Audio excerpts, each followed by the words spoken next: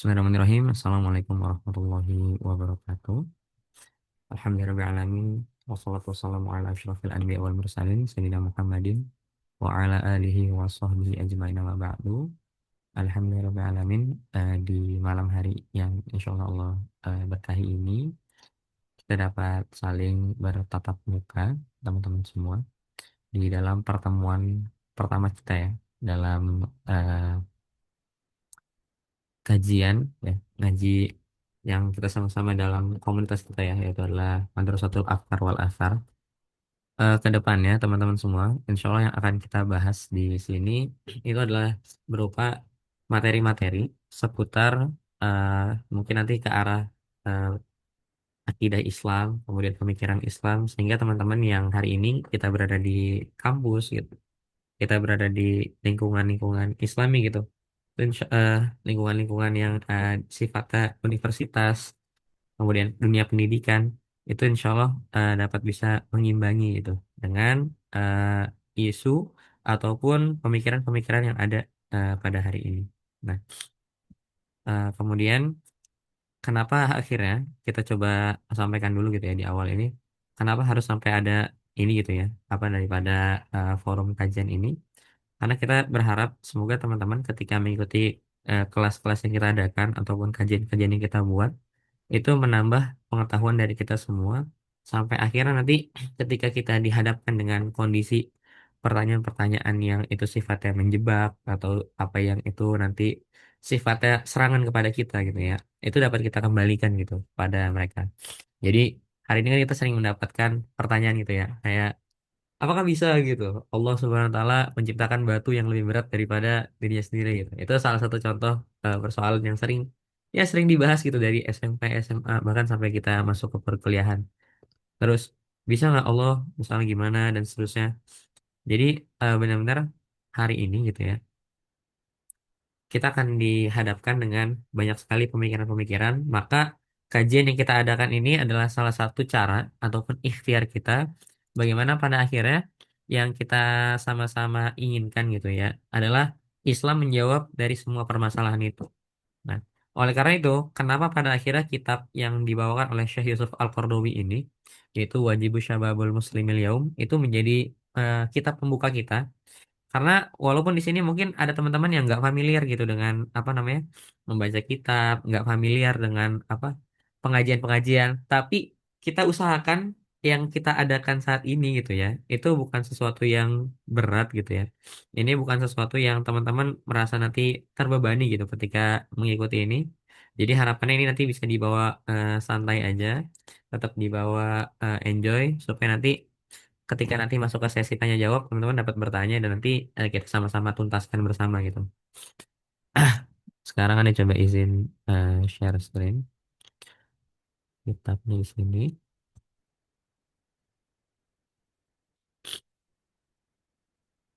Oke.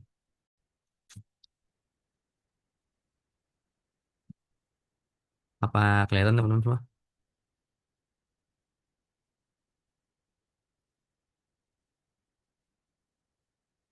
Oke. Bismillahirrahmanirrahim. Oke, siap. Bismillahirrahmanirrahim. Kita izin buka ya teman-teman semua.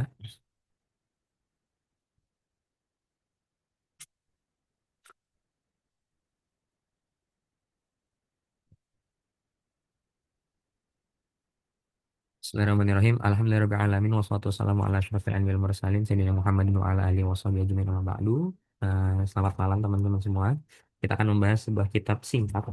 Sebelum kita masuk ke dalam pembahasan kitabnya, sebagaimana biasanya kita akan memberikan gambaran singkat terhadap apa yang mau kita baca dulu pada malam hari ini. Kalau teman-teman punya cetakannya, itu kurang lebih bisa segini ya. Ini cetakan Muasasah Risalah. Dia tebalnya 32 halaman. Ya. Jadi sebenarnya satu kali duduk teman-teman bisa baca sampai tuntas gitu. Tapi karena kita mau bahas ini agak cukup dalam gitu ya. Harapannya nanti kita bisa bagi ini jadi dua kali. Jadi di sini tuh ada empat materi ya teman-teman. Jadi ada empat materi. Nanti kita akan bagi itu jadi dua sama dua gitu ya. Supaya apa yang kita bahas bisa tuntas gitu dan secara mendalam.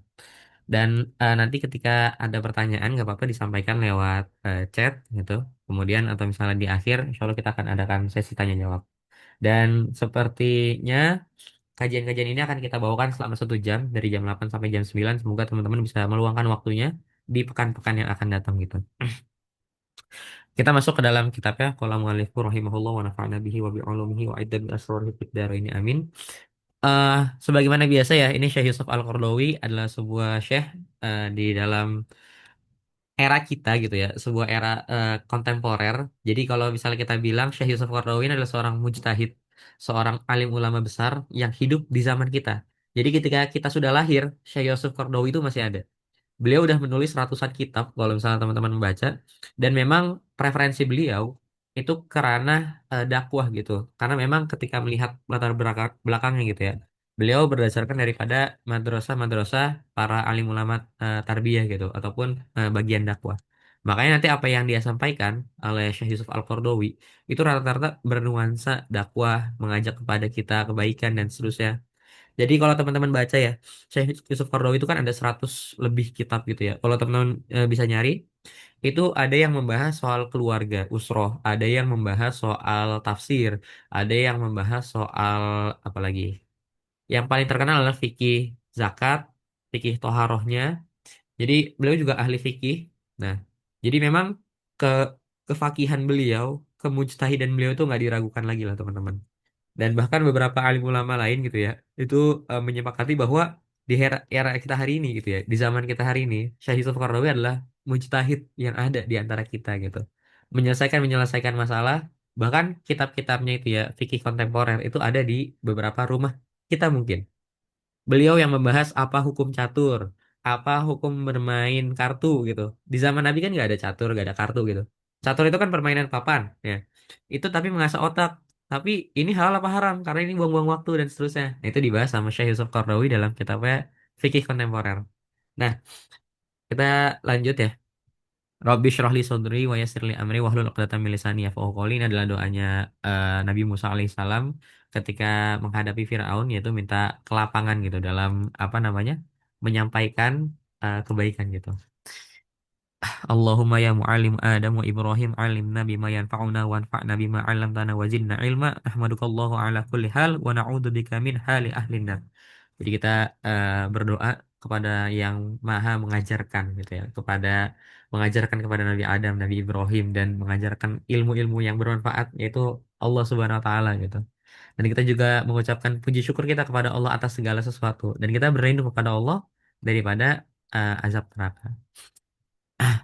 Hadas ada hadis sana an wajibus syababul muslimil yaum ma huwa. Jadi ada seseorang yang bertanya gitu ya kepada Syekh Yusuf Qaradawi, apa sih kewajiban dari pemuda? Syabab itu artinya pemuda, pemuda muslim hari ini. Sebagaimana kalau teman-teman lihat posternya ya, kita ditanya kayak pemuda muslim itu harus ngapain sih? Nah, maka ini adalah jawaban Syekh Yusuf Qaradawi terhadap hal-hal tersebut. Hunaka syabab wa syababu muslim wa wajibu alaihi wa wajibu mauqutu bi zamani muayyanin huwa zamanina hadza asruna hadza. Jadi ada di antara kita tuh ada pemuda gitu. Dan juga ada pemuda muslim, dan ada kewajiban untuk mereka, dan kewajiban itu nanti akan dikhususkan kepada zamannya gitu. Jadi kita nggak ngomongin kayak apa ya, mungkin di zaman dulu ya, para alim ulama kayak Ibnu Sina ataupun apa, Ibnu Sina, atau yang kayak Imam Syafi'i masih muda gitu, waktu masih syabab, bahkan sebelum syabab gitu, masih anak-anak, ngafal Quran tuh kayak cepet gitu ya. Tapi kan hari ini kita udah dihadapkan dengan situasi yang berbeda gitu. Kita punya Instagram, kita punya handphone, kita punya segala macam distraksi. Kira-kira gimana nih supaya apa yang kita pelajari gitu ya, atau apa yang kita pahami itu nggak melenceng gitu dari hal-hal seperti itu. Maka di sini Syekh Yusuf Qaradawi nanti akan membahas secara detail gimana caranya di zaman kita sekarang yang spesifik gitu, supaya kita bisa tetap menjadi pemuda Muslim yang taat. Maka kita lanjut ya. Nih, oke. Nah, dan ini udah bisa nih pakai tablet.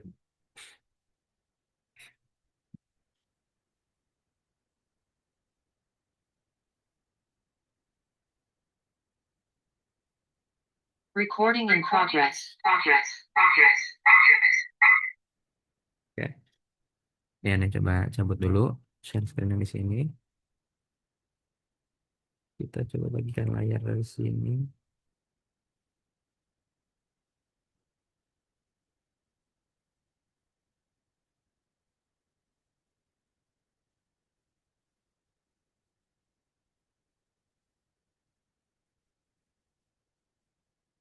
Oke, nih. Oke.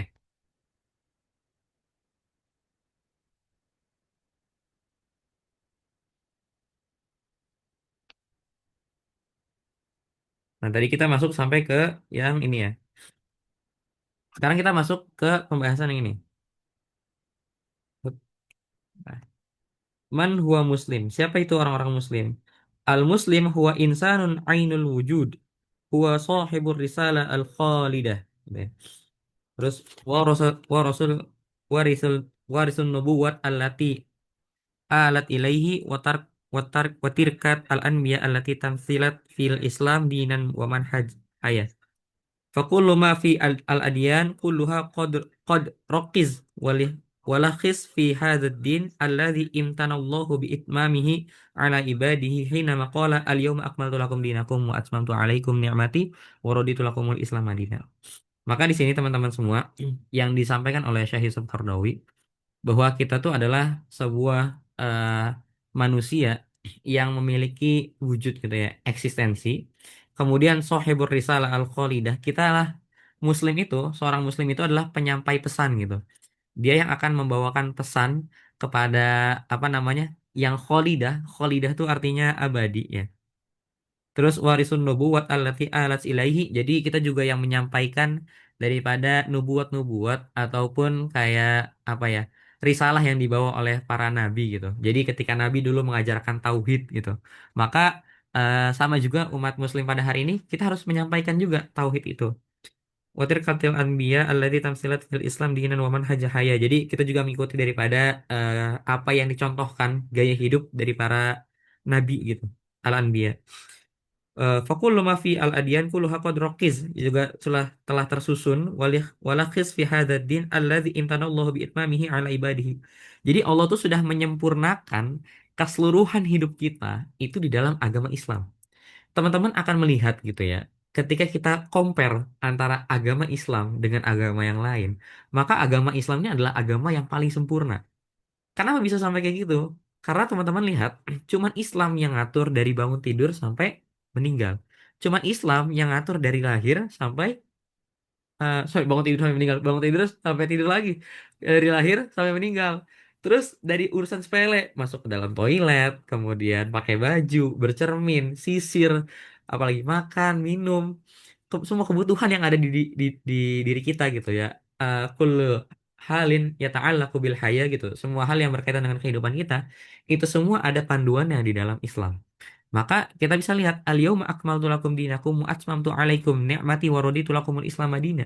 Islam itu kita dijadikan gitu ya agama kita karena memang Allah yang menyempurnakan. Ini Al-Maidah ayat 3 ini beberapa ulama gitu ya mufassirin menafsirkan bahwa ini adalah ayat-ayat terakhir yang disampaikan diwahyukan kepada Rasulullah gitu. Bahwa memang ketika disampaikan kepada Rasulullah, Islam itu udah sempurna dari segi manapun. Mau dari segi sosialnya, dari segi politiknya, dari segi apa misalnya ekonominya, dari segi pangannya, apalagi ekologi, geografi dan seterusnya itu lengkap gitu. Bahwa Islam itu membahas semuanya. Terus kita lihat al-muslimu huwallazi yahmilu hadhihi risalah, risalatu Muhammad.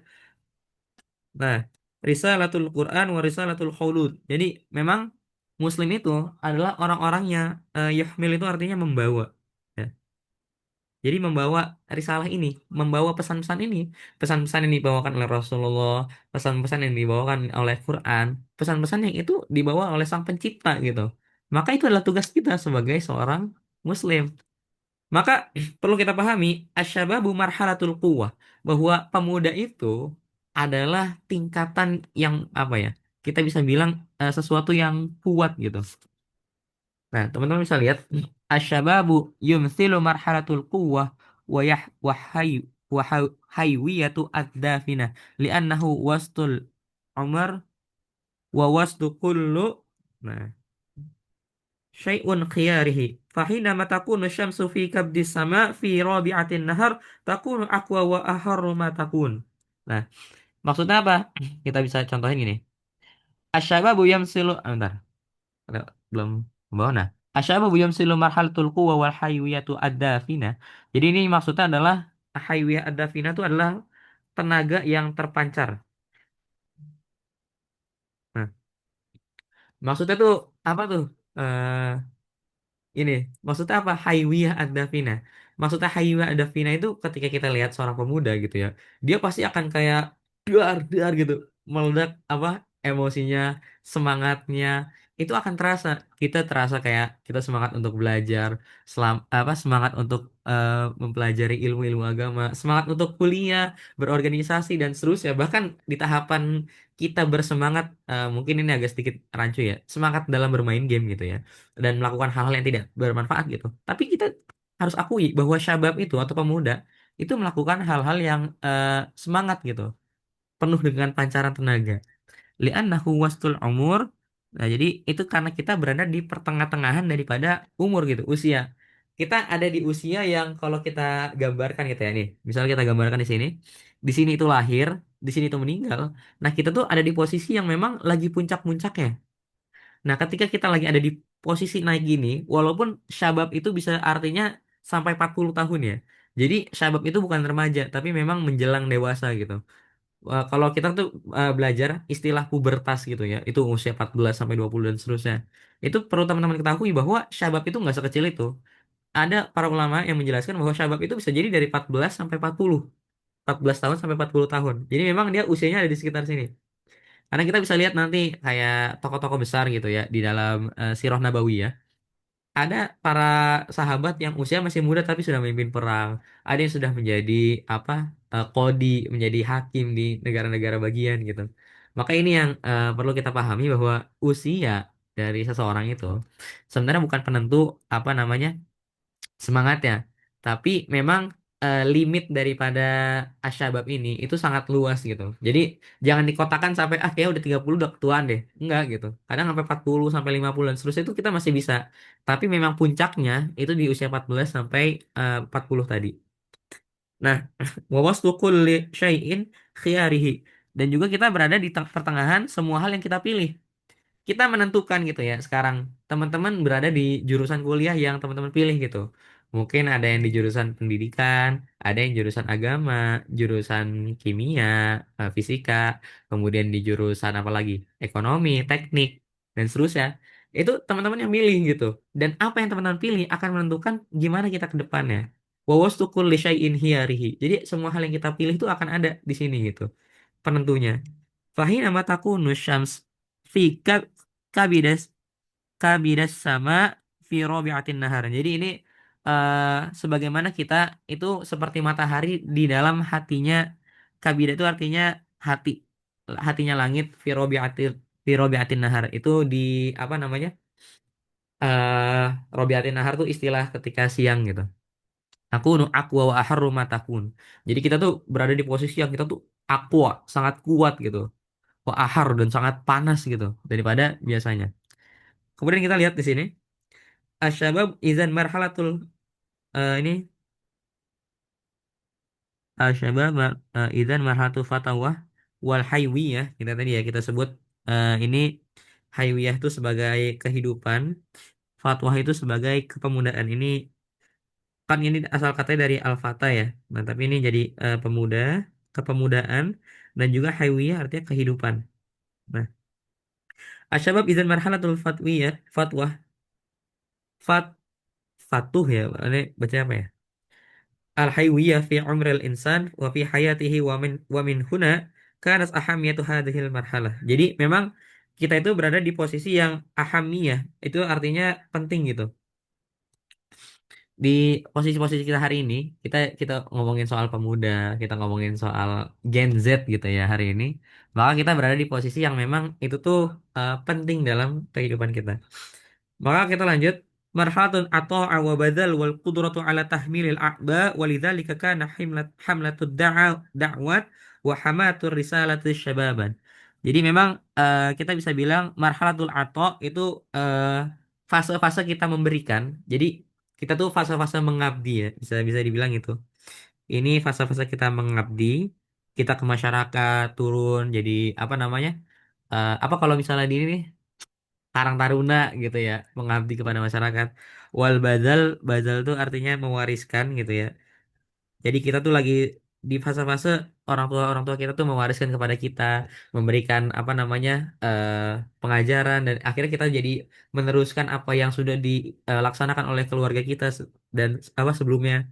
Wal kudroh dan juga kemampuan untuk memilih ya, ya. Ala tahmilil a'ba gitu. Jadi memang segala hal yang kemudian itu nanti berkaitan dengan kehidupan kita. Kita tuh ini lagi di fase-fase yang paling pentingnya gitu.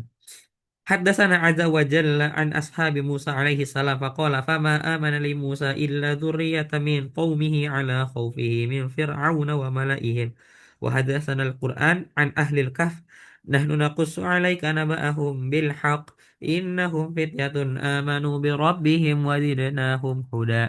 Jadi memang ini adalah kisah-kisah ya para pemuda di dalam Al-Quran.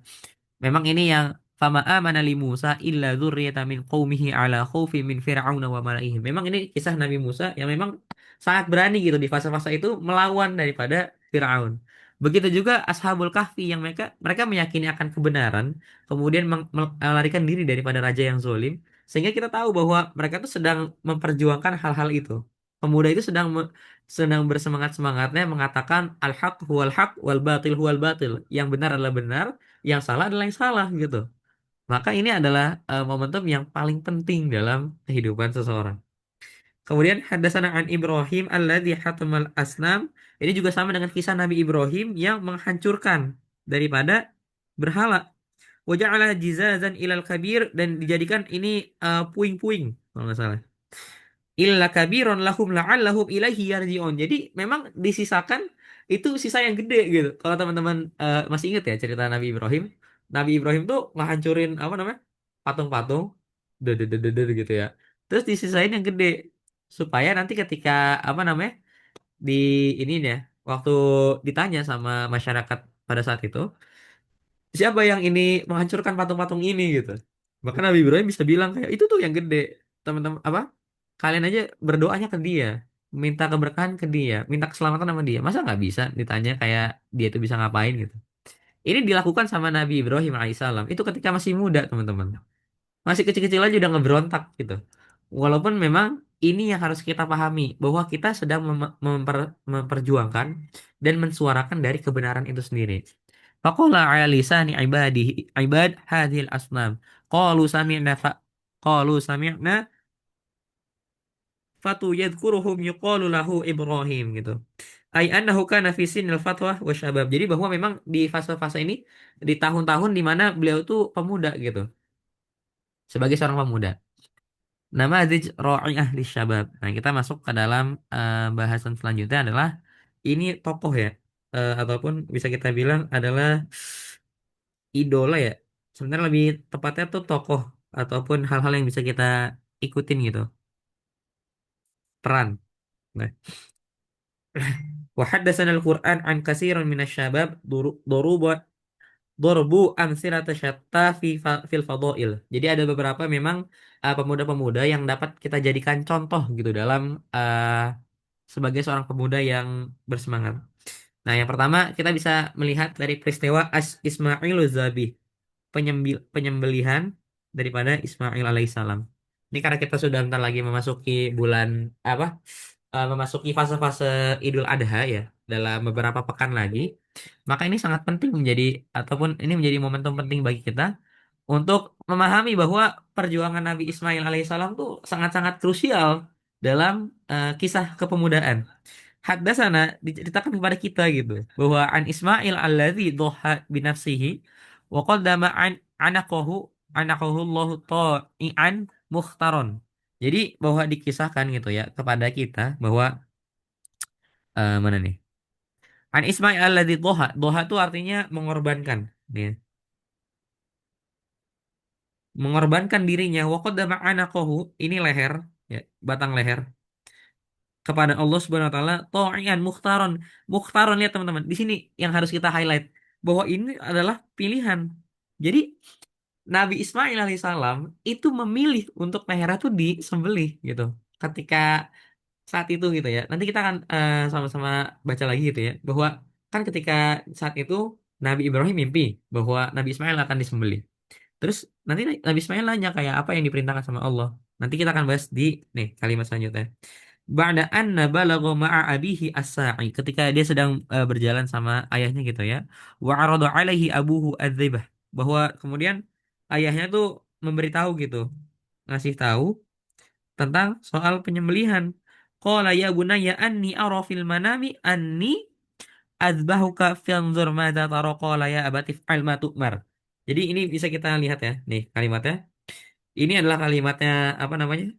Nabi Ibrahim. Ini kemudian kata Nabi Ismail, qala ya abati ma qala ya abati fa'al ma tu'mar. Wahai ayahku, lakukanlah kalau itu memang yang disuruh gitu. Jadi Nabi Ismail alaihissalam itu udah taat kepada Allah ketika masih pemuda. Ini dalam surat As-Saffat. Lam yakul af'al bima tu'mar. Jadi jangan sampai apa ya? Aku akan melakukan apa yang apa namanya? eh Biarkan aku melakukan sendiri gitu ya. Af'al bima tu'mar. Tapi memang Nabi Ismail meminta kayak yaudah kalau memang itu yang diperintahkan Allah bahwa Nabi Ibrahim yang menyembelih anaknya, maka lakukan sebagaimana yang diperintahkan oleh Allah Subhanahu wa taala. Ai annahu lam yuzkar nafsihi. Jadi beliau tuh nggak nyebut sama sekali soal dirinya. Jadi emang udah serah total gitu ya. Kalau memang saya yang harus dikorbankan, silakan lakukan wahai ayahku gitu ya. Tapi ya ini Nabi Ismail tuh nggak ngomongin soal dirinya. Tapi yang Nabi Ismail ngomongin itu adalah perintahnya Allah, teman-teman. Makanya ini kenapa ceritanya tuh selalu menaruh respect gitu ya kepada kita ya. Karena Nabi Ismail tuh berani banget. Apakah ada di zaman kita hari ini yang siap gitu untuk disembelih untuk ya sama ayahnya gitu ya. Mungkin kalau kasusnya di kita, sekarang kita coba pakai kacamata realita hari ini gitu ya. Biasanya adalah keluarga-keluarga yang kita bisa bilang sandwich generation. Eh, Anaknya itu menjadi tumpuan besar keluarganya. Maka di sebagai posisi seperti ini gitu ya, maka pemuda itu nanti akan mengambil andil bahwa ini bukan lagi soal saya, ini bukan lagi soal kehidupan saya, tapi bagaimana saya menghidupi keluarga saya. Bagaimana ini nanti akhirnya bisa menyekolahkan adik saya, mensejahterakan orang tua saya. Itu yang kita hadapi hari ini, teman-teman. Sebagai pemuda, mau nggak mau kita dituntut untuk bisa mencukupi daripada ya, keluarga-keluarga kita gitu. Nah, kita lanjut lagi sini. Bal fanni an nafsihi wa fanni an zatihi. Ka'annahu yaqulu li abihi nafzul awamir allati indaka wa la tas'alni. Jadi memang di sini Nabi Ismail bilang kayak kalau emang itu yang diperintahin, gak usah tanya-tanya lagi, langsung aja lakuin gitu. Wah, kalau misalnya harus potong leher, potong aja sekarang gitu. If'al ma tu'mar satajiduni insyaallahu minas sabirin. Ini nih, kerennya tuh di sini bahwa eh, Nabi Ismail ketika tahu bahwa perintah Allah itu satu hal yang penting gitu ya. Maka dia bilang dengan sangat yakin, satajiduni insyaallah minas sabirin. Oh, kamu ayah pasti akan menemukan aku sebagai orang-orang yang sabar. Sabar sama apa? Sabar sama apa yang diperintahkan oleh Allah Subhanahu wa taala. Ini aneh yakin teman-teman semua. Kita ya semua yang ada di sini gitu ya. Kita pasti pengen melakukan maksiat. Karena memang itu satu hal yang menjadi godaan kita. Yang memang dilakukan oleh iblis, dilakukan oleh syaitan. Supaya kita tuh ingin melakukan hal itu. Dan itu pasti ada teman-teman. Al-insanul makanul khoto wa nisan. Kita manusia itu tempat salah dan dosa. Dan pasti kita mau untuk melakukan kemaksiatan itu. Tapi ketika kita lihat gitu ya. Nabi Ismail menyerahkan dirinya sepenuhnya sama Allah gitu ya. Apa kalimatnya? Satajiduni insyaallah minas sabirin. Engkau akan menemukan aku insya Allah dalam keadaan orang sebagai orang-orang yang bersabar gitu. Bersabar dengan perintah, taat kepada Allah, kemudian menjauhi larangannya sehingga nanti akan bertemu bersama keluarganya di surganya kelak. Maka ini yang harus kita ambil hikmah dari kisah Nabi Ismail alaihissalam ya. Selanjutnya eh, Yusuf As-Siddiq. Nah, tadi kita membahas bagaimana keberanian daripada Nabi Ismail gitu dalam menghadapi hal tadi. Sekarang kita akan membahas terkait dengan kisah Nabi Yusuf alaihissalam. Hadatsana Al-Qur'an an syababi akhar, bahwa Quran juga menceritakan kepada kita sebuah kisah lain. Hal Yusuf alaihissalam, huwa Yusuf alaihissalam, bahwa Nabi Yusuf alaihissalam, dia adalah Nabi Yusuf alaihissalam. Aradat alaihi syahwah, bahwa dikasih tahu. kepada beliau gitu ya bahwa alaihi uridat alaihi syahwah, bahwa si Zulaikha gitu ya, istri dari Al Aziz itu untuk apa, sedang ada gejolak gitu syahwat gitu. Al mut'ah jinsiyah sa'ta ilaihi walam yas'a wa huwa ilaiha wa kanat kullul awamil taj'alahu yaqbulu mithla hadha law kana dha'ifal iman.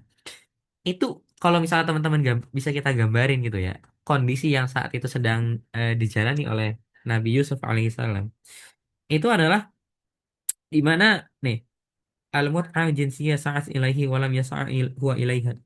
Jadi itu posisinya adalah si Zulaikhanya yang ngejar Nabi Nabi Yusuf gitu, bukan Nabi Yusuf yang mengejar kepada Zulaikhanya. Itu ya laki-laki gitu ya dikejar sama perempuan, apa itu enggak terdorong gitu ya syahwat dan nafsunya. Lu lihat, wa kanat kullul awamil taj'alahu yuqbal mithlah hadza. Semua hal itu akan menuntun gitu ya, atau misalnya semua yang dilakukan sama Zulaikha tuh akan sangat make sense untuk itu tuh melakukan hal itu. Lakukan dhaiful iman, kalau misalnya imannya itu lemah teman-teman. Kalau imannya itu lemah, hal-hal yang sudah dilakukan sama, tutup, hal-hal yang dilakukan sama Zulaikha itu pasti akan terjadi gitu ya terhadap eh, orang-orang yang imannya itu nggak kuat gitu. Bahwa syabab inda fatawatus syabab wa jamaluhu wa anfa wa anfawanihu. Nah, jadi memang bahwa Nabi Yusuf alaihissalam adalah apa ya, syabab ya, pemuda yang itu jamal.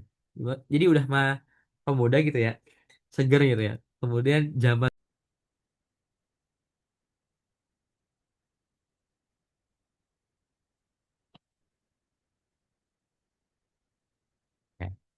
Sorry, sorry.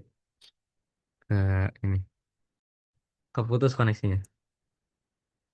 Nah, tadi sampai eh nah, sampai di bagian. Nah, jadi memang di saat itu Nabi Yusuf alaihissalam tuh dalam kondisi peak lah kita bisa bilang, puncak-puncaknya, lagi ganteng-gantengnya, lagi bagus-bagusnya badannya, pemuda. Wa huwa syabu quribun an watanihi laisa hunaka man ya'rif gitu. Bahwa Nabi Yusuf itu adalah pemuda yang gorib, asing, an watanihi, dari daerahnya. Laisa hunaka man ya'rif, nggak ada yang tahu di daerah itu siapa Nabi Yusuf gitu. Jadi ketika dibawa sama Al Aziz gitu ya dari sumur, kemudian hadir dalam kehidupan gitu ya, maksudnya di keluarga kerajaan itu nggak ada yang tahu nih Yusuf ini cuma sekedar pelayan biasa gitu, nggak ada yang kenal. Wali sahuna kaman yalumu gitu ya, jadi nggak ada yang apa namanya, sama tadi lah, yang mengenalinya, yang mengetahuinya. Wahwa azbun, bahwa itu sebenarnya adalah ujian. Laisa indahu zaujah, bukan, azbun itu eh perjaka, sorry. Jadi memang Nabi Yusuf pada saat itu lajang gitu, sendiri, apa, pemuda gitu ya. Kalau bisa kita bilang sekarang tuh jomblo gitu. Nabi Yusuf tuh jomblo pada saat itu, belum punya istri, memang masih single gitu. Ya, laisa indahu zaujah ta'fahu wa yastagni biha. Jadi nggak ada istri yang harus dinafkahi dan apa, nggak ada tanggung jawab soal itu. Jadi teman-teman bayangin kondisinya Nabi Yusuf tuh kayak gimana? Sebebas-bebasnya gitu. Nabi Yusuf tuh harfiah memang ketika saat itu tuh lagi apa ya, berkecamuk dan ya semangat-semangatnya gitu ya. Badannya bagus, ganteng, nggak ada tanggungan, nggak ada apa-apa. Dan ya bisa kita bilang ini sangat memungkinkan gitu. Kalau di era kita sekarang, orang-orang kayak gitu tuh sangat memungkinkan untuk melakukan daripada kemaksiatan. Wallati tad'uhu laysat imratun an ardit thariq. Jadi yang ngajak itu bukan cewek nemu di jalan gitu, bukan apa, sorry banget kasar banget loh saya. Bukan perempuan yang itu ditemukan di pinggir jalan atau semacamnya gitu. Bukan hal-hal yang dia temukan di situ. Tapi innama hiya imra'atu dzatul munsib wa jamal. Itu bahwa dia adalah seorang istri dari seorang raja gitu. Yang sangat-sangat cantik. Fahya imratul aziz. Dan itu istri daripada rajanya, ataupun bisa kita bilang Al Aziz tuh kayak orang kayaknya di situ lah, pemimpin daerahnya gitu. Wahya sayyidah sayyidatuhu wa huwa mamlukah wa huwa mamlukuha wa huwa fi baitiha, dan itu ada di kerajaannya, ada di dalam rumahnya. Walam taku fitnatun 'aridah wala lahdhah tarinah walakinnaha fitnah tarawahuha taro wahu hahu watagodihi watusabihahu watamasihi watamasihu. Jadi memang di kondisi-kondisi ini ya, ini yang bacain dulu, walam takun fitnatun aridah walalah toriah. Itu maksudnya apa? Godaan itu bukan sesuatu yang singkat gitu. Tapi memang apa namanya? Itu sudah dari sesuatu yang panjang. Jadi apa ya? Kan kita kenal ya. Mungkin di era kita sekarang gitu ya. Kita kenal ada masa-masa PDKT gitu ya. Kan kita deket sama ini orang, ngobrol dan seterusnya gitu. Nah, maka di zaman Nabi Yusuf alaihissalam itu udah kenal dekat sama si Imratul Aziz ini. Udah ngobrol ya. Ketika melayani juga kayak dia serve yang terbaik gitu. Nah ini tapi sayangnya tuh tadi ketika dihadapkan dengan hal itu gitu ya, itu apa namanya, itu tuh benar-benar memang sudah diskemakan begitu. Jadi memang secara nggak langsung itu tuh menuntun ke sana. Awalnya ngobrol soal kerjaan gitu ya, terus tiba-tiba nanti akan ranah ke arah sana, timbul syahwat gitu dalam hal itu. Terus kita lihat walakin hafidhatu tarwahu tawdiha. Nah, tadi sampai ila akhirih. Jadi memang pada saat itu eh Nabi Yusuf alaihissalam diajak gitu oleh istri ini, ini apa namanya?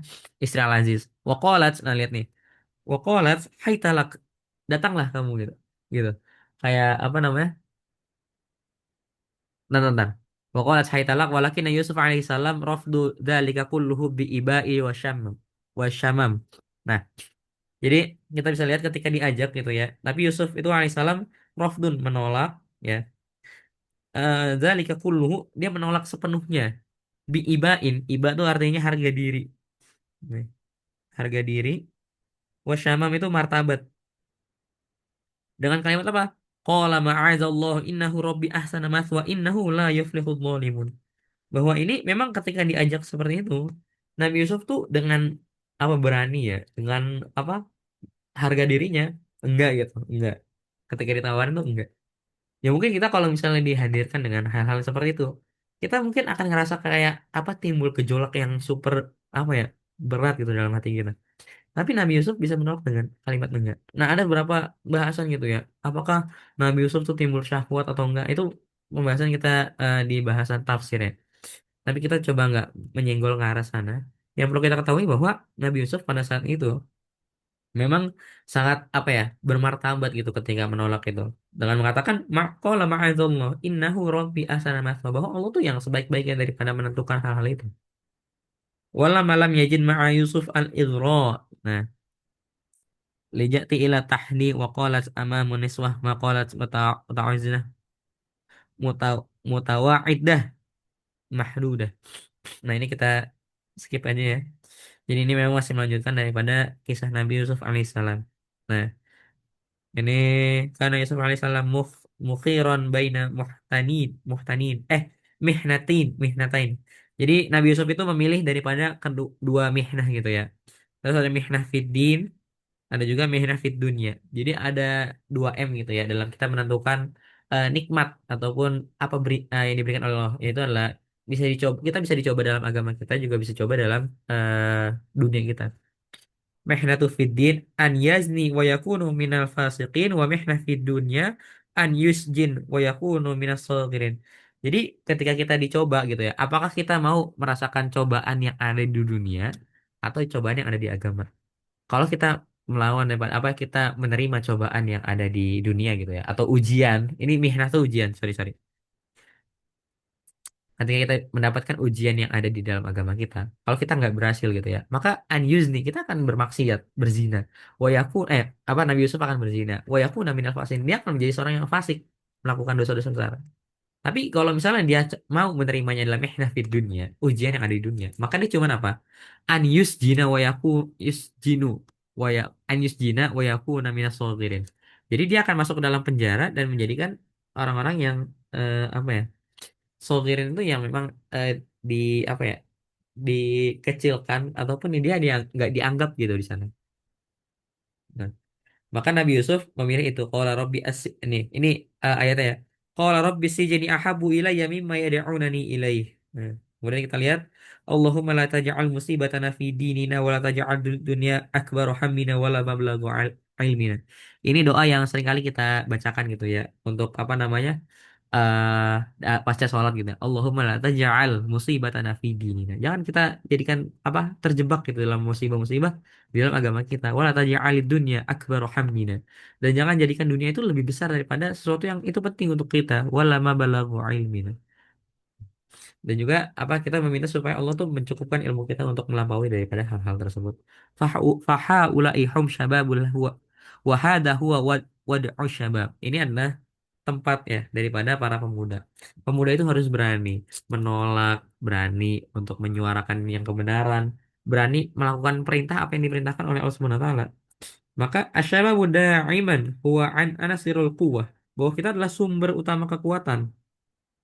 Wahum daiman alladzi yaqumuna bi'a'ba'in nahdat wa risalat qad kana ya ashabun nabi sosok syababan. Ini kayaknya ada beda ya kalau di yang di kitab cetak ini. Jadi memang kalau yang ini sosok itu sebenarnya Sallallahu Alaihi Wasallam ya syababan akbaru sahabi minal ma'rufina huwa Abu Bakar. Nah, kalau tadi kita ngambil contoh dari para nabi gitu ya. Sekarang kita ambil contoh dari para sahabat. Kanat sunnah eh sunnuhu sunnuhu yaumu islamihi samanihi samaniyatu wa salasina aman. Jadi memang ketika beliau masuk ke dalam Islam itu di usia samaniyah wa salasin 38. Wa kana Umar asgharu minhu bi asyri sanawat dan Umar tuh lebih muda 10 tahun dari itu. Abu Bakar 38, Umar 28 gitu. Wa ala kana dawa al asyarah yauma aslam wa ghairuhum katsir. Dan juga masih banyak ulama-ulama sahabat-sahabat lain yang lebih muda dari itu.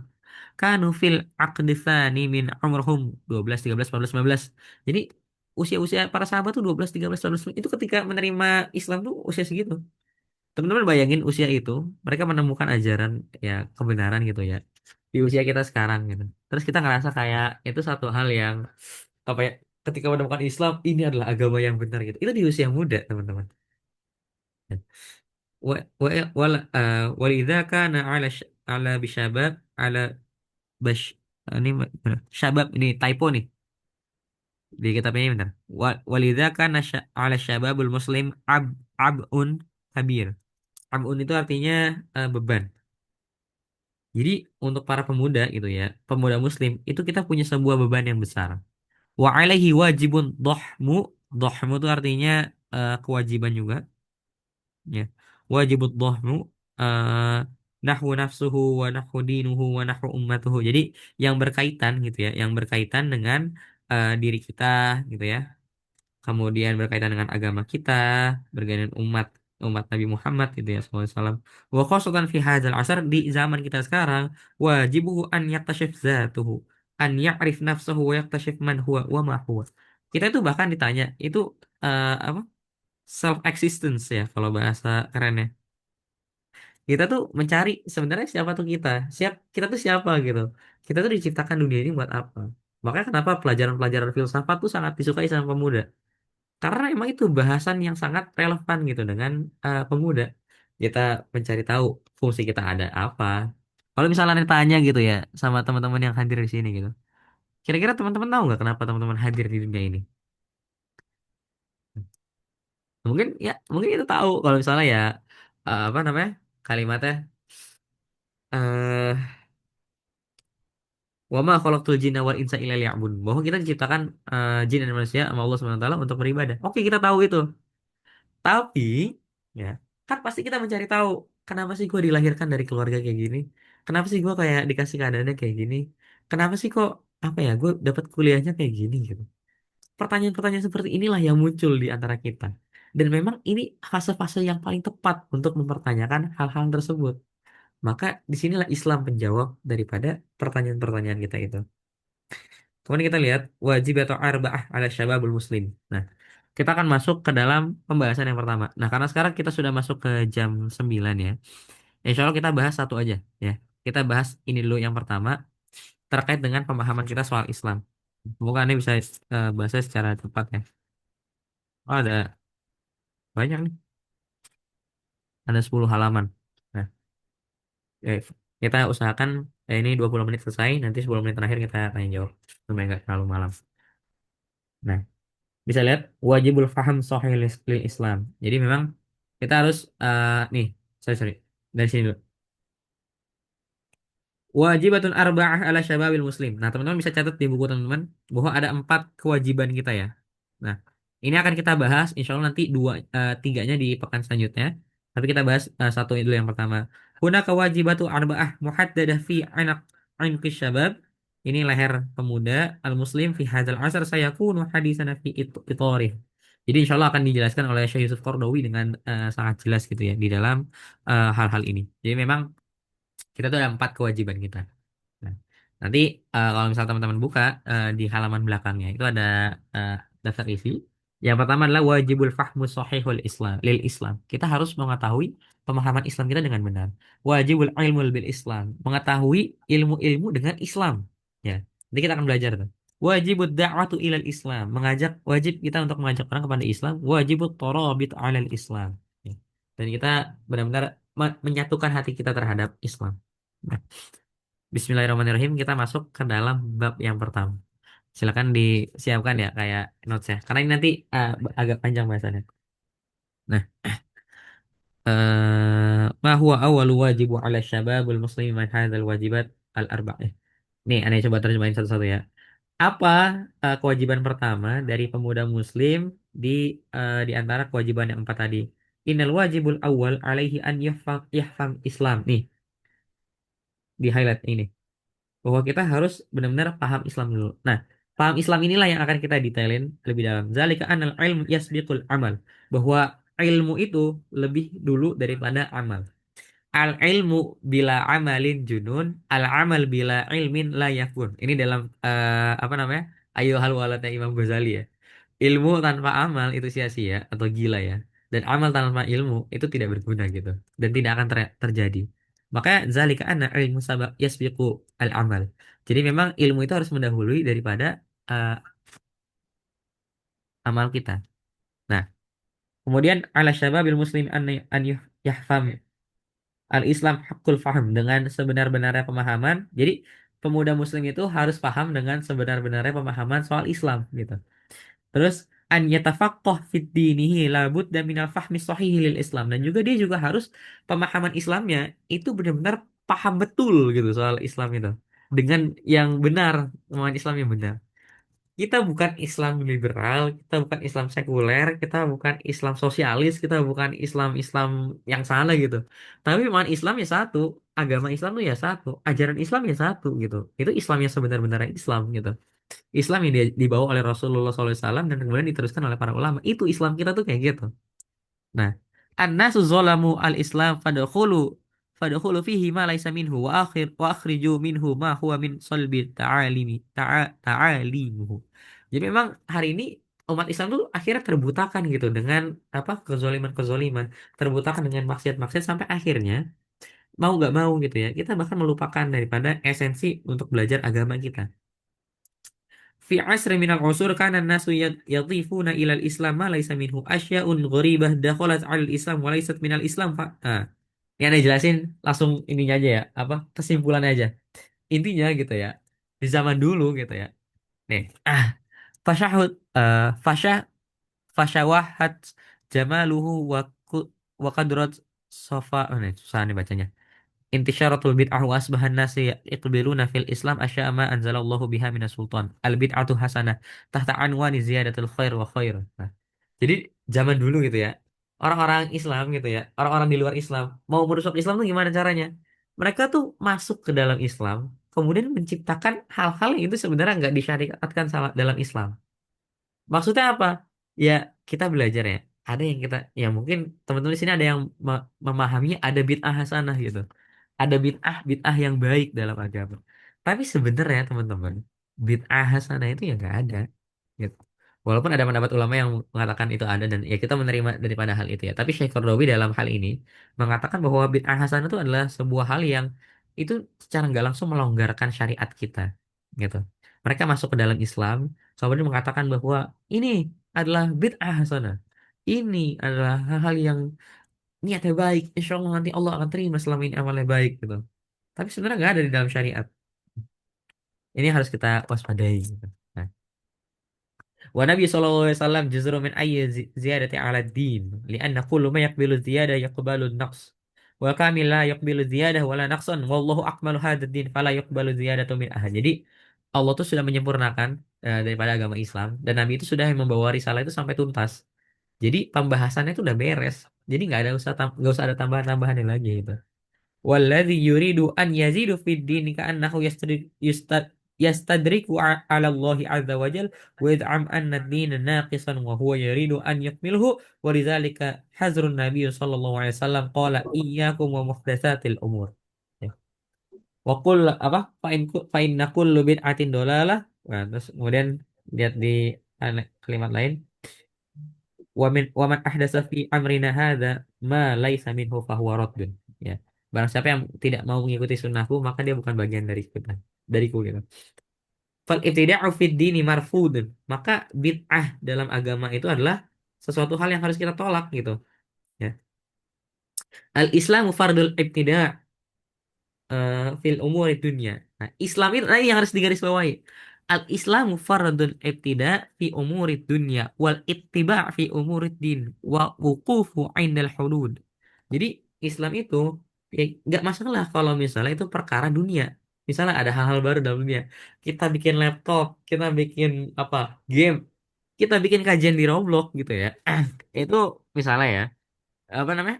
Umurid dunia. Main game itu umurid dunia. Tapi dengan hal-hal yang tadi ittiba fi umuriddin, kita juga harus mengikuti daripada ajaran agama. Maksudnya apa? Jangan sampai yang kita sampaikan terhadap ilmu-ilmu agama itu hal-hal yang baru gitu, yang kita buat-buat supaya kayak kayaknya kalau kita bilang kayak gini sesuai dengan Islam deh. Contohnya bid'ah itu kayaknya kalau misalnya beli jimat ini misalnya jimat itu tulisannya Allah dan Rasul dan seterusnya gitu terus kita simpan tapi kita kan percaya syirik gitu itu kita percaya ada kekuatan lain terus itu kayak apa ya istilahnya kita mempercayai dengan ada kekuatan lain dan seterusnya itu kan bid'ah kita misalnya kayak judi judi mah jelas ya haram kayak gini deh kita percaya kayak apa angka 7 nih angka pembawa keberuntungan gitu nah itu kan nggak ada di dalam Islam angka keberuntungan dan angka sial. Tapi ya itu kalau misalnya kita ngikutin hal-hal seperti itu, ya kita bisa dibilang itu tuh bid'ah gitu teman-teman. Nah, tapi wukuf dan hudud dan kalau misalnya udah sampai perkara hudud atau hukum-hukum pidana gitu ya, maka kita wukuf, kita berhenti. Gitu. Walakin lima saat ahwalul muslimin waja'at usurut takhluf wal inhitat wal idtirabul qalabul wad'i fabaddala an yakhtar awa fi umurid dunya ikhtar awa fi umurid din. Wajumdu fi umurid dunya wa asbahat hayatuhum kaliman kalima ar-raqid al-asin. Jadi eh, maksud kalimat ini tuh apa? Nah, ini mana? Wa fi asli minal ma'sur. Bentar. Dari mana? Walakin lama saat. Nah, ini kelewat kayaknya di kitab ini.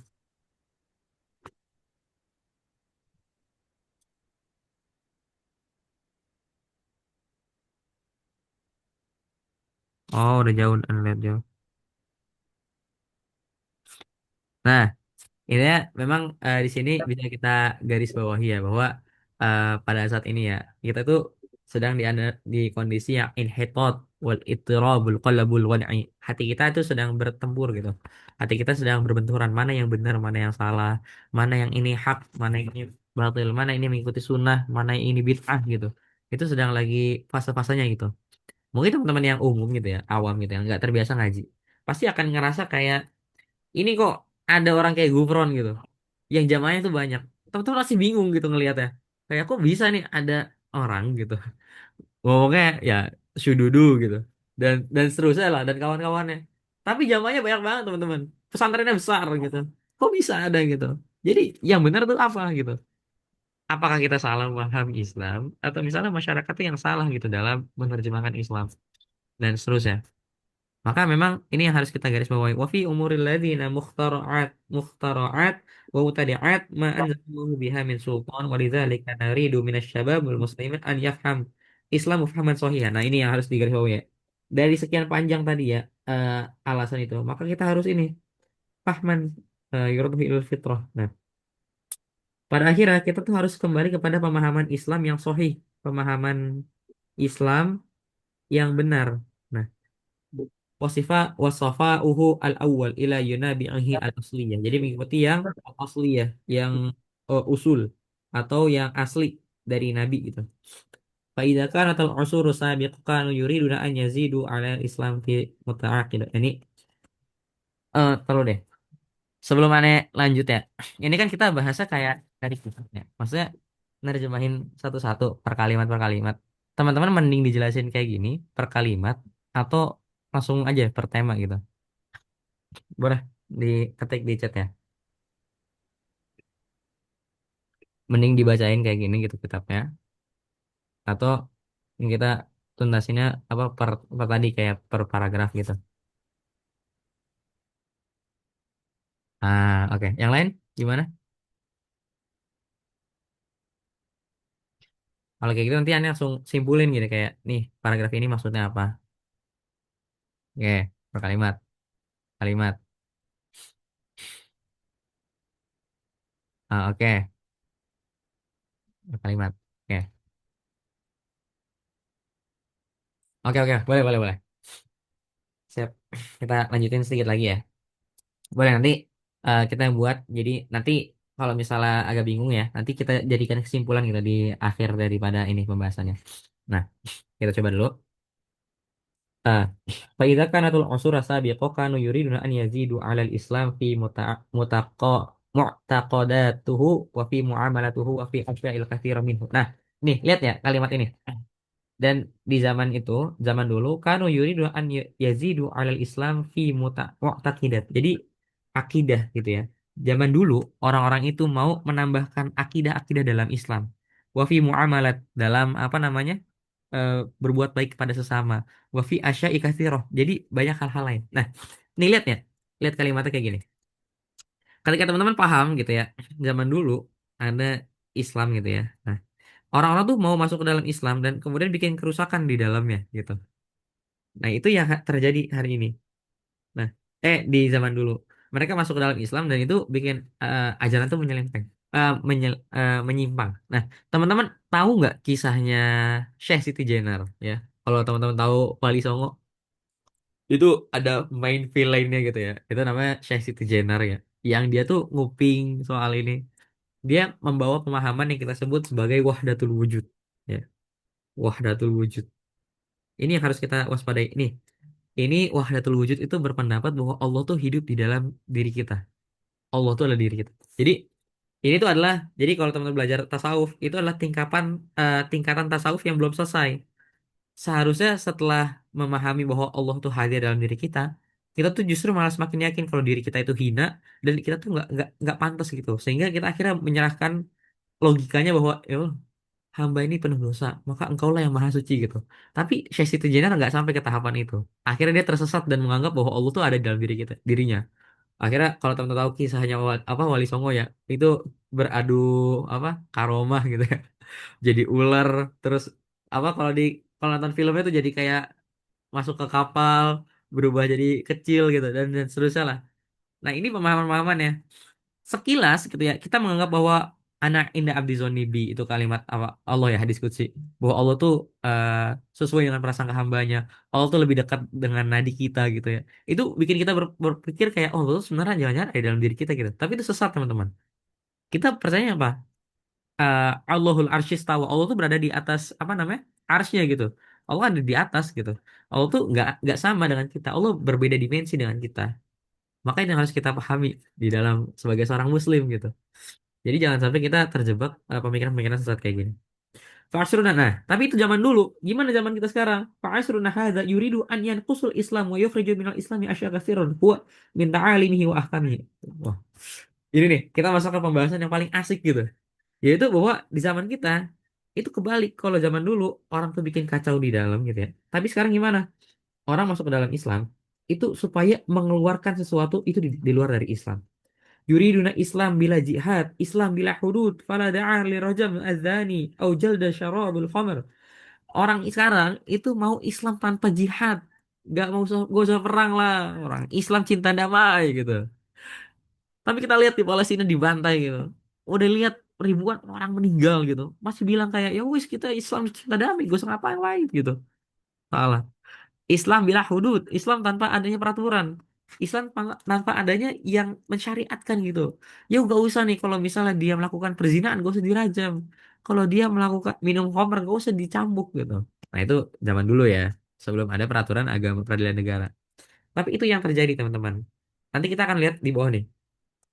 Yuridunal Islam bila tolak wala ta'aduduz zaujah. Orang-orang tuh mau untuk Islam yang nggak ada tolak, nggak ada cerai, yang nggak ada poligami. Nah, nanti kita garis bawah yang ini aja, tolak. Islam bila daulatin wala hikam. Jadi tanpa adanya negara Islam dan juga tanpa adanya hukum-hukum Islam. Ad-daulatu syai'un wad dinu syai'un akhar. Negara itu urusan satu dan agama itu urusan yang lain. Jadi kita bingung ya. Akhirnya akhirnya gimana coba lihat kalau pemimpinnya bukan orang Islam. Akhirnya kita keblinger gitu. Masjid kayak susah untuk melakukan ibadah gitu. Kemudian kayak hal-hal yang Allah, kalau misal Islam bisa ditegakkan dalam sebuah negara, kita lihat bagaimana keberhasilan Sultan Muhammad Al-Fatih. Mau lihat negara-negara itu agama-agama lain itu hadir, itu nggak jadi masalah. Selama memang si khalifahnya itu paham betul terkait dengan itu, terkait dengan pembagian-pembagiannya. Ai ma yusamma al-almaniyah, ini artinya sekularisme. Ya. Azluddin anid daulah, memisahkan antara dunia ini agama gitu ya dengan dunia. Maksud apa? Kerja kerja aja lah, nggak usah ngurusin agama. Kerja di bank mah ya udah biar kita dapat uang gitu. Nggak usah peduli soal riba, riba mah urusan ntar gitu. Nggak salah kayak apa lagi? Ya udah, gue kerja di kasino gitu, gue kerja di klub, ya itu gue biar dapat duit gitu. Gue nggak peduli misalnya yang maksiat kan mereka bukan gue gitu. Tapi kan ini salah teman-teman. Kenapa malah kita tuh memberdayakan daripada tempat-tempat maksiat gitu. Nah, hadhihi kulluha min muhawalatil ikhraju asya'i min ta'alimil Islam aw man salbihi. Walakinnahu nahnu narfid narfid hadha kulluhu la ziyada wala naqs. Nah, ini pendapat kita. Kita tuh adalah sebagai seorang Islam menolak adanya tambahan dalam Islam dan pengurangan dalam Islam. Kenapa tuh Bang gitu? Kenapa tuh Bang? Karena sebenarnya Islam itu sudah apa? Sempurna teman-teman. Udah udah selesai gitu. Bahwa dalam apa? Semua halnya kayak di soal urusan agama, soal urusan dakwah, urusan siasah, politik, urusan apapun itu udah beres. Kalau kita mau baca buku-buku ulama kita, itu tuh udah tuntas semuanya, teman-teman. Nah, kita lanjut. Eh, ini emang asik banget sih bahas ini tuh. Nah, kita nuridu an naqa' al asya fi mawadhi'iha naqaddum ma haqquhu taqdim wa nu'akhiru ma haqquhu ta'khir li'anna ta'limul Islam laysat fi darajah wahidah hunakal aqaid wa hiya asasul Islam. Nah, maksudnya apa tuh, Bang? Jadi memang kalau kita belajar Islam gitu ya, kita ini taqa'ul asya fi mawadhi'iha, kita meletakkan sesuatu pada tempatnya. Loh, putus-putus gak nih? Putus-putus gak, guys? Apa aman? Aman gak? Aman gak? Aman gak? Soalnya sepertinya dia nih agak putus-putus. Oke, oke. Kita lanjut lagi sedikit ya.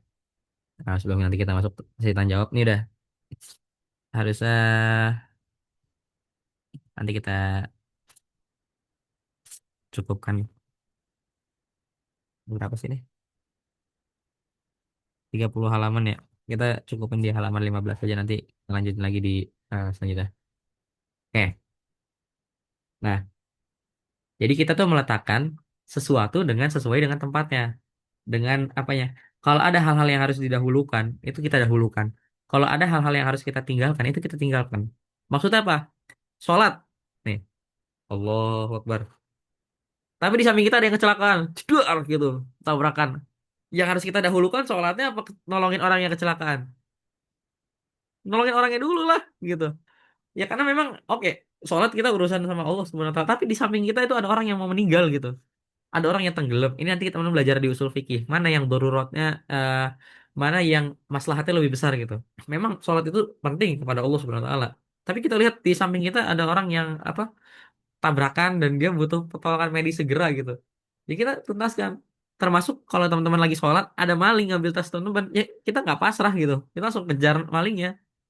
Memang kita bukan spek kayak sahabat ya, yang kayak digigit ular, ditusuk pedang, dipanah gitu ya. Ya kita pelajari ya, Umar, Utsman, Ali itu meninggal gitu ketika ada meninggal dalam sholat. Karena memang ketika sholat tuh mereka khusyuk banget. Saking khusyuknya mereka nggak sadar kalau lagi ditusuk kayak gitu, nembus. Nah makanya ini yang membedakan antara kita ya. Kita sholat aja kadang masih kayak ngelirik sana sini, keinget kunci di mana, dompet di mana dan seterusnya gitu. Tapi ya kita melihat bahwa ada masalah-masalah yang itu jauh lebih besar dan kita sebagai umat Islam meletakkan hal-hal itu. Nah, summal faraid allati hiya bimasabati arkanil Islam. Bunyal Islam ala khamsin ya.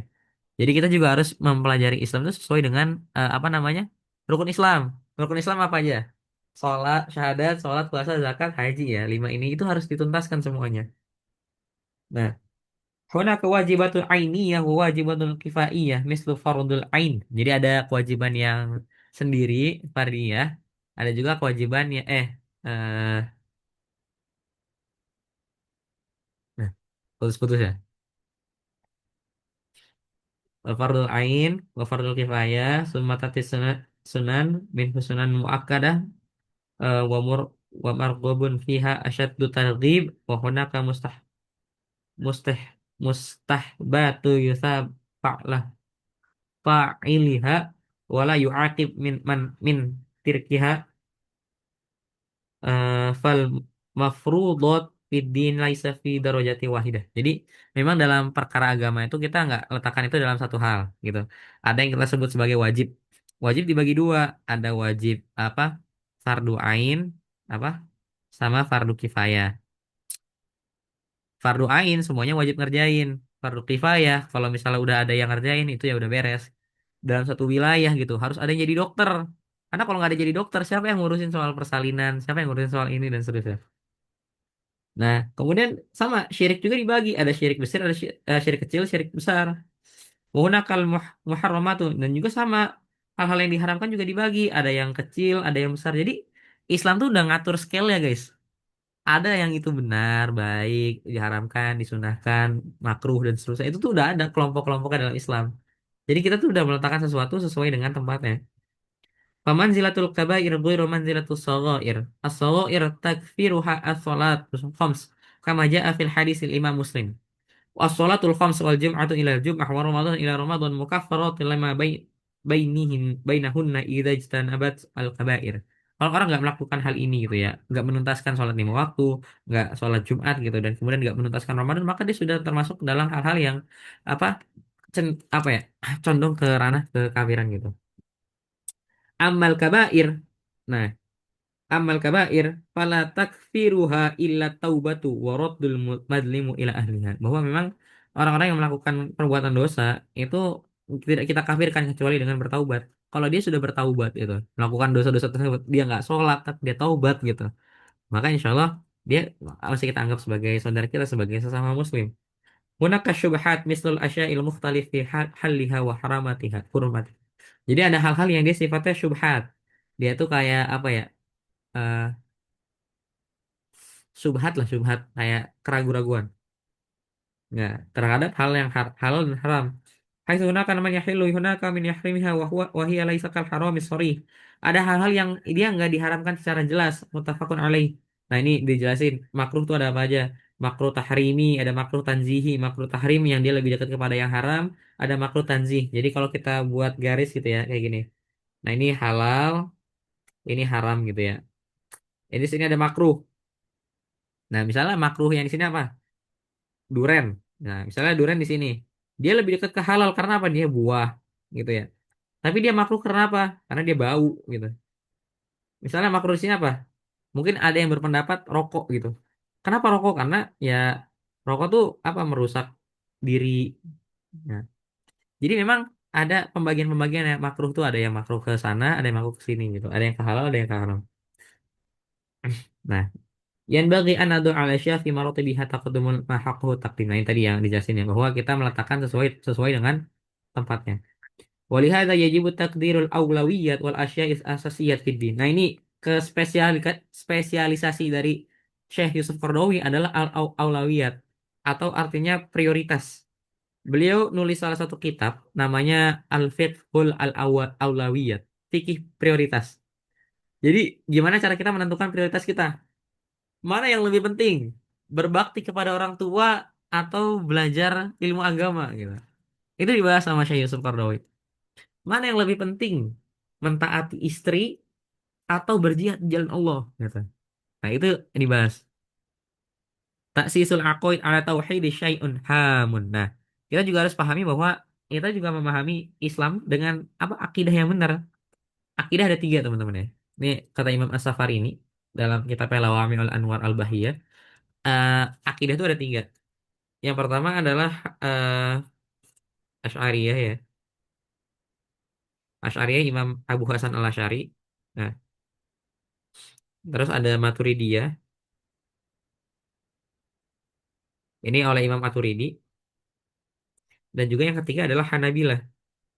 Atau yang bisa kita sekarang bilang adalah Salafiyah. Atau kalau misalnya bahasa lebih ininya lagi adalah Asariyah. Nah, ini adalah Imam Ahmad bin Hambal.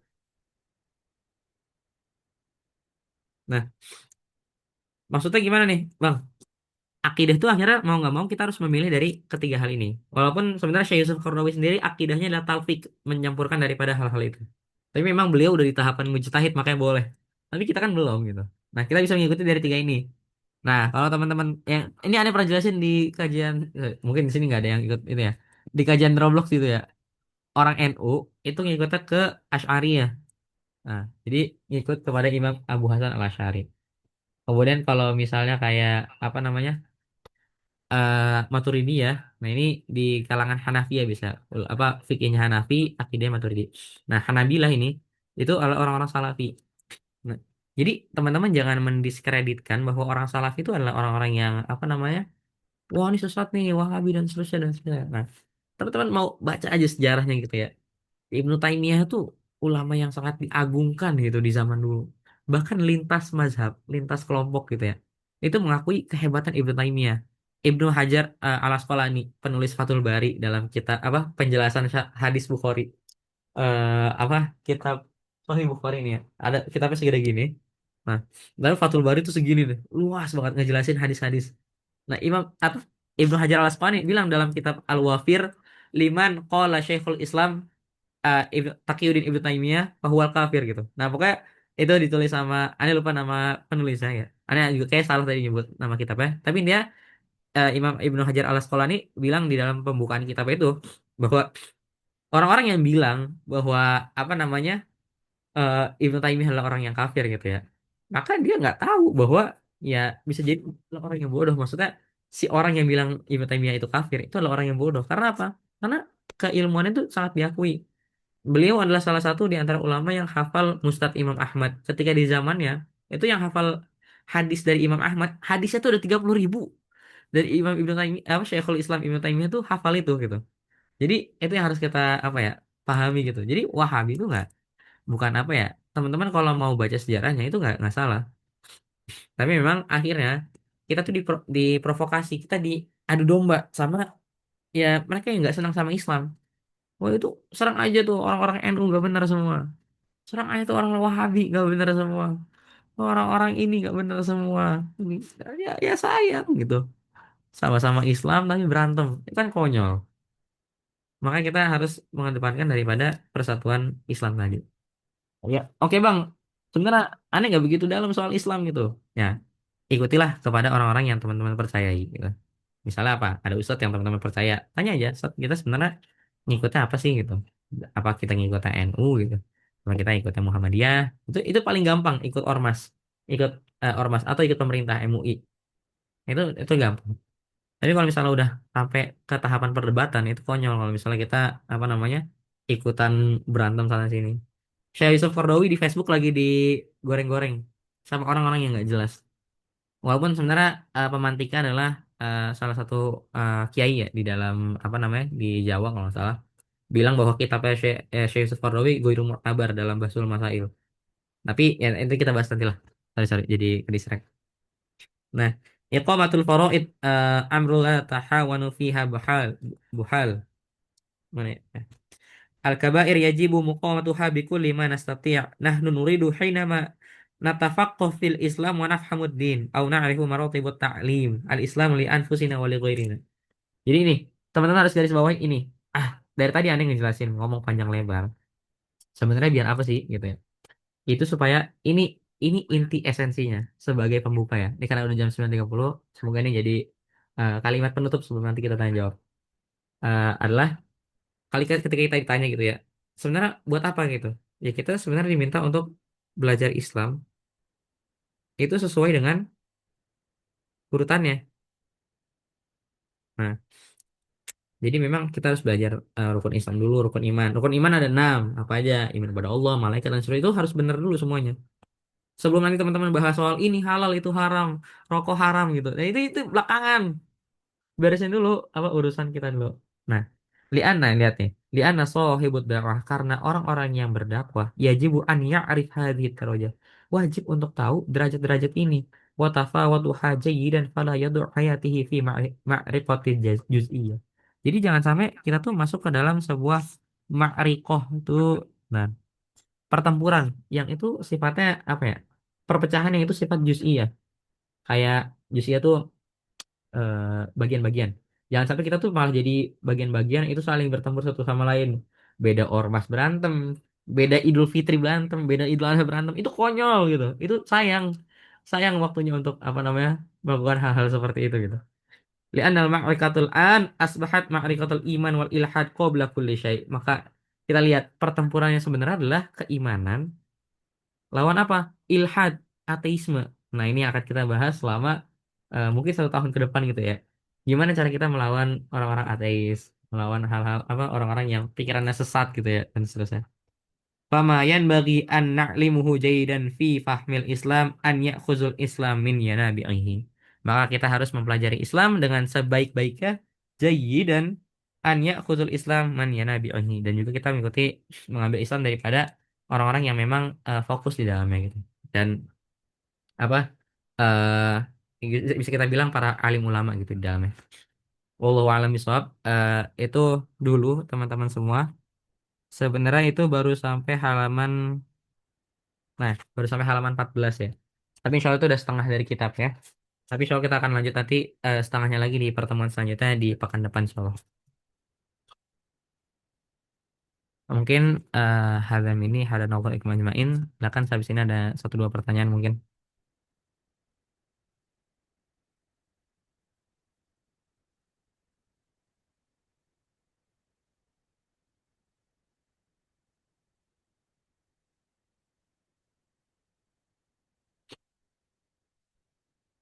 Ya boleh.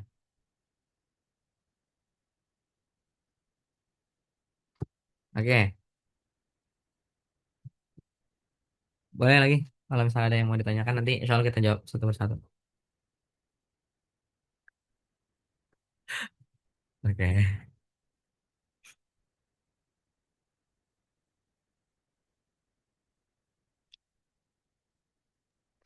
Bang, kenapa ente lebih milih belajar dari kitab ulama khususnya bahasa Arab daripada belajar agama dari Ustadz langsung? Apa karena ente dari FDI? Padahal ente anak IPA gitu. Nah, oke. Oke. Yasin mau nanya dulu. Nanya jawab dulu Oh, Yasin. enggak dijawab aja dulu. Oke, bentar. Nah, jadi memang belajar dari kitab itu ya. Kemarin ada satu analogi yang menarik gitu ya. Apakah seorang mahasiswa kedokteran itu bisa jadi dokter dengan baca buku aja gitu? Kan enggak. Apakah bisa mahasiswa teknik menjadi seorang ahli apa? Jadi insinyur gitu dengan baca buku-buku teknik aja? Ah, enggak. Seorang ahli psikolog apa psikolog terkenal gitu. Dia bisa jadi seorang psikolog hebat dengan baca-baca buku aja. Tapi enggak. mau nggak mau mereka pasti punya guru yang itu belajar di situ. Maka termasuk dengan aneh juga pasti punya guru di FDI, punya guru di luar juga punya guru. Nah, salah satu ustadz yang kita ikutin ya Ustadz Nur Fajri Ramadan ya, yang memang beliau sangat ahli gitu dalam eh, ilmu itu. Jadi cara kita tuh mikir gitu ya. Karena kalau teman-teman belajar gitu ya, semakin teman-teman pandai gitu dalam memahami apa namanya ilmu-ilmu di dunia ini. Karena Syekhul Islam bilang dalam kitabnya, beliau punya kitab namanya Ar-Raddul apa At-Ta'arud bain apa At-Ta'arud Darut Ta'arud bainal aql wan naql. Jadi Al-Qur'an dan As-Sunnah itu ya, itu enggak bertentangan satu sama lain dengan akal. Al-aqlu sharih la yunaqidu nasus sahih gitu. Jadi akal yang sehat itu nggak akan berlawanan sama dalil-dalil itu. Jadi kalau kita anak IPA gitu ya, kita anak matematika dan seterusnya, kemudian belajar Islam itu justru akan menemukan hikmahnya. Sekarang tuh ada namanya Prof siapa ya? Lupa deh. Prof Zuris atau siapa ya? Itu dia bahas kayak kenapa kita wudhu misalnya kena apa ludah anjing gitu. Kita harus pakai tanah. Ternyata ditelaah secara ini. Karena percaya nggak percaya teman-teman, semakin kita belajar Islam gitu ya. Tapi itu nanti kita akan menemukan eh, di sains-sains itu justru apa? Itu sudah dibahas oleh Islam. Nah, kenapa belajar agama dari Ustadz langsung? Nah, tapi nggak, aneh yang belajar dari Ustadz langsung kok. Ada guru-guru aneh. Banyak banyak guru-guru aneh. Ustadz Nidol, Ustadz Fajri. Di kalau di kelas ada banyak, ada Ustadz Syairi, ada Ustadz apa lagi? Irfan. Banyak, insya Allah. Itu yang ya kalau anak IPA ya itu modal aja sih waktu SMA gitu. Cuman pas kuliah udah beda gitu. Wallahu a'lam bishawab. Next. Yasin boleh silakan. Tes, tes. Kedengeran nggak, Bang? Gimana? Oke. Terima kasih Bang Syauki tadi atas penjelasannya yang cukup komprehensif dan cukup relate juga ya untuk kita pemuda Islam yang mungkin tadi ya sempat dimention juga dalam masa proses lah ya kan.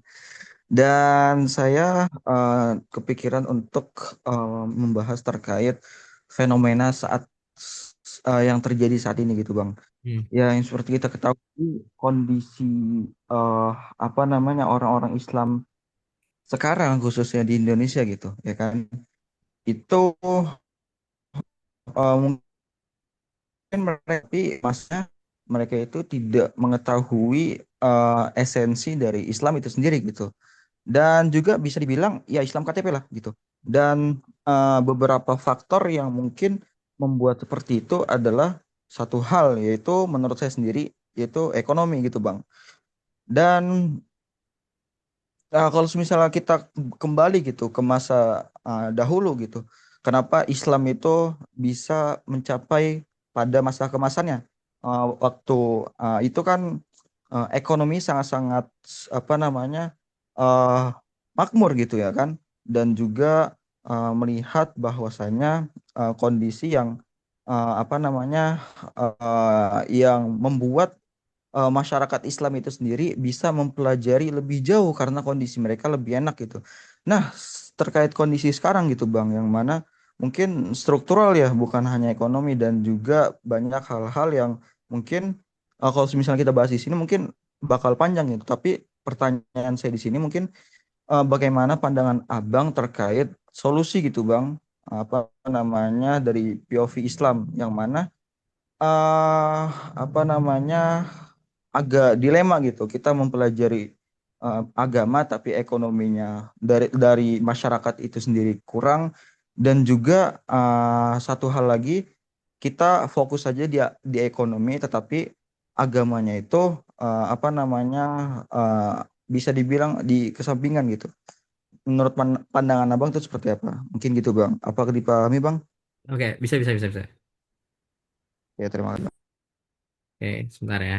Aneh coba sekalian gambarin aja biar ini apa namanya jelas. Aneh masuk dulu di. Nah, terkait dengan tadi yang disampaikan sama Akhias ini. Pertama, jazakumullah khairan katsiran atas pertanyaannya.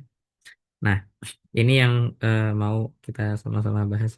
Oh, ini bisa ada Zoom whiteboard.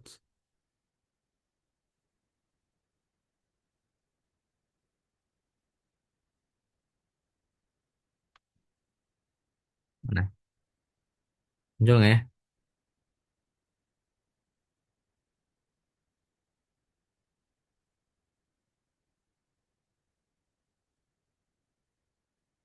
Nah, ya udahlah, bagikan layar aja. Hmm. Nah, jadi tadi kita bilang misalnya keadaan Islam hari ini gitu ya, bahwa Islam hari ini tuh cuman berdasarkan atau apa ya, bisa kita bilang cuman sekedar KTP doang gitu. Jadi memang dia cuman sebagai identitas gitu ya, tapi dia nggak dipahami dengan baik, nggak dipahami gitu ya. Terus kayak dia nggak menyeluruh juga gitu. Nah, terus dari tadi kita ngomongin soal apa menerapkan Islam. Sebenarnya apa yang harus kita tuntaskan dulu gitu? Atau kayak pertanyaannya kayak kita tuh ngapain harus ngapain supaya tadi masyarakat-masyarakat yang misalnya dalam ekonomi yang keadaannya kurang gitu ya itu tetap bisa mendapatkan dakwah Islam, dapat materi-materi ini gitu ya. Karena kan salah satu case yang terjadi adalah karena kebutuhan apa ya? Karena ekonominya kecil gitu ya. Mungkin teman-teman yang fisik belajar lebih jauh atau psikologi lebih belajar lebih jauh ya ketika mereka apa namanya putus asa desperate gitu tapi kehadiran kehadiran tokoh agama kemudian sosok kemudian menyampaikan bahwa ini kita akan mendapatkan keberkahan dari Allah SWT dan seterusnya gitu mereka akan jadi semangat lagi dan seterusnya dari aspek spiritual. Nah, maka gimana cara kita bisa menghilangkan ini semua gitu dan jadi sebuah dunia Islam yang ideal. Maka kita bisa lihat ada yang kita sebut sebagai marotibul amal. Nah, ini apa tuh Bang gitu ya? Marotibul amal itu apa? Ini adalah tahapan-tahapan dalam melakukan apa namanya? Amal dakwah gitu. Yang pertama itu ada namanya takwin.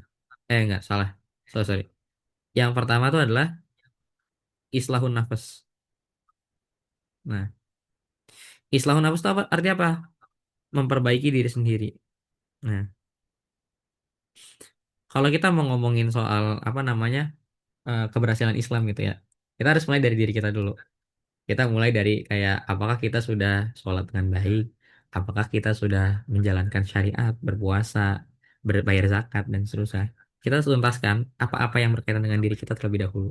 Islahun nafas, memperbaiki diri kita. Ada 10 muasafat seorang Islam gitu ya, 10 sifat-sifat Islam. Apakah dia taat, apakah dia pintar, apa salimul akidah, akidah yang benar, sahihul ibadah, apakah ibadahnya benar, akidahnya lurus, matinul khuluq, akhlaknya baik, qawiyul jism, apa jismaninya sehat, nah apa qawiyul jism, matinul khuluq, terus apa lagi ya, musaqahul fikr, apa pintar dalam apa memiliki kapasitas pemikiran yang kuat, harisun ala waktihi, pintar menjaga waktunya, nafi'un li ghairihi, bermanfaat untuk yang lain, munazzabun fi syu'unihi, mampu mengatur kehidupannya, urusannya, qadirun al kasbi, mandiri, terus kayak harisun ala waktihi. Terus ya dan ada satu lagi aneh lupa. Nah, mujahadun li nafsihi, dia juga berjuang untuk dirinya sendiri. Jadi ada sifat-sifat yang harus dituntaskan dalam diri kita sendiri dulu. Nah, kalau misalnya diri kita udah beres, kita naik ke level 2 yaitu adalah takwinu baitul muslim. Maksudnya apa? Jadi kita membangun keluarga-keluarga muslim. Nah, kalau misalnya keluarga-keluarga muslim itu udah ada gitu ya, kayak misalnya dari kita udah baik gitu ya, ketemu istri yang baik, melahirkan anak-anak yang baik gitu ya. Maka kita bilang dari lingkaran kecil yang tadi cuma satu orang, kita bisa berubah jadi lingkaran yang agak besar, yang isinya 4 orang.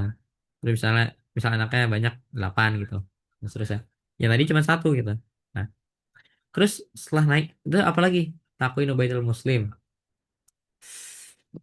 Ini lupa deh. Takwinul Baitul Muslim. Habis itu apa ya? Keempat tuh ketiga tuh kalau nggak salah apa namanya? Bi'ah Hasanah. Aneh lupa apa kepanjangannya tapi intinya menciptakan lingkungan yang baik gitu. Maksudnya lingkungan yang baik gimana? Ini udah ada keluarga nih ya. Keluarga misalnya 4 orang. Terus ada keluarga lain. Terus ada keluarganya tuh banyak gitu. Maka kita bisa bikin satu lingkungan yang itu ekosistemnya sudah eh, ternuansa Islami gitu. Artinya apa? Nilai-nilai Islam tuh hadir di setiap keluarga sampai di setiap daerah gitu ya. Itu satu daerah itu isinya adalah nuansa keislaman.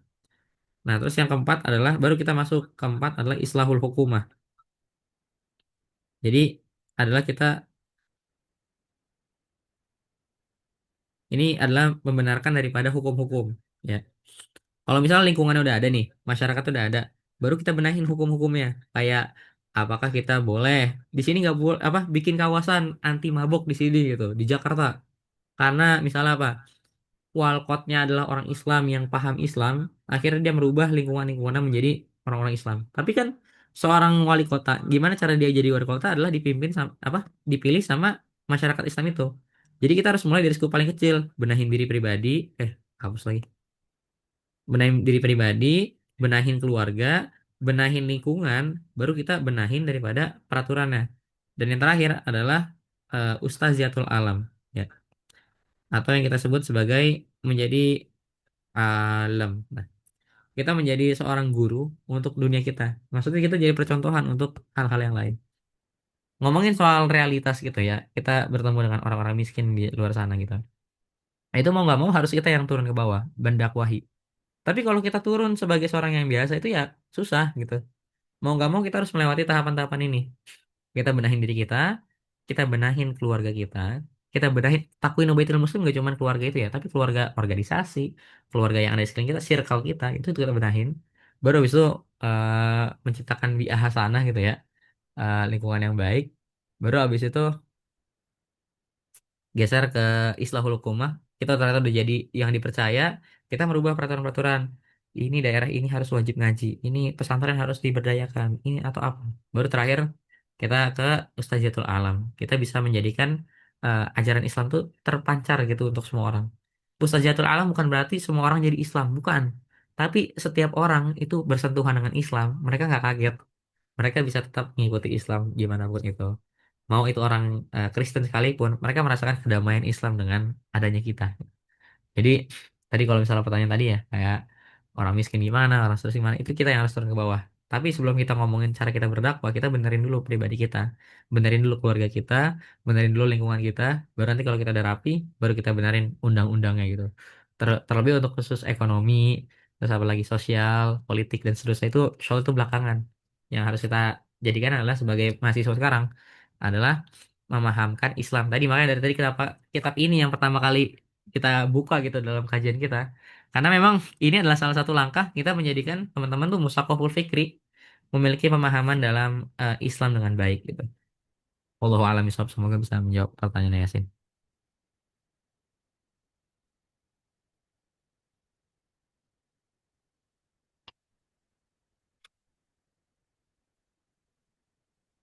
Oke. Masih ada yang mau nanya?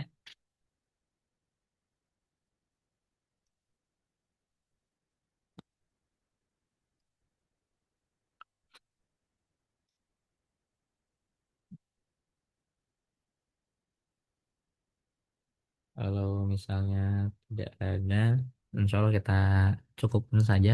Ini karena udah jam segini ya, agak larut juga.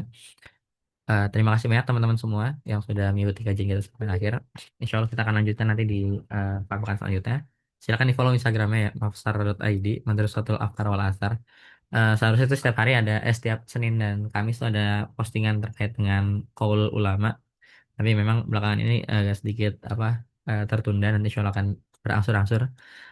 Terima kasih banyak teman-teman semua. Semoga Allah mudahkan segala macam urusan kita dan nanti apa yang kita ikhtiarkan dan kita pelajari mendapatkan ridhonya Allah Subhanahu wa taala. Assalamualaikum warahmatullahi wabarakatuh.